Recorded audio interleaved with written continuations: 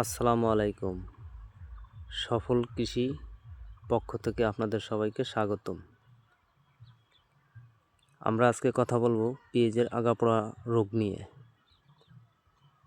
এক্ষেত্রে আমরা কি ঔষধ দিলে আগাপোড়া রোগ দমন হবে? ভাই, অনেক পদের ওষুধ আছে, কথা বলতে গেলে ভিডিও লং হয়ে যাবে, তাই আমি বেশি কথা বলবো না। আমরা কি স্প্রে করব সেটাই আপনাদের দেখাবো।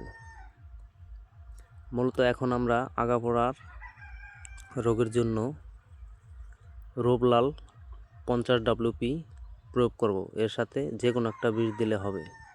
আমরা মোটামুটি দেখেন, এই যে রোভলাল 50 WP, এটা আমরা ব্যবহার করব।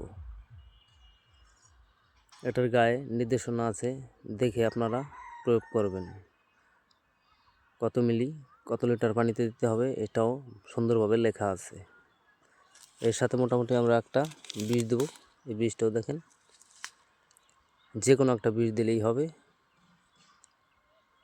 আমাদের এখানে 20 শতক জমি আছে, এর জন্য 50 গ্রাম রোভলাল ব্যবহার করব। আসসালামু আলাইকুম।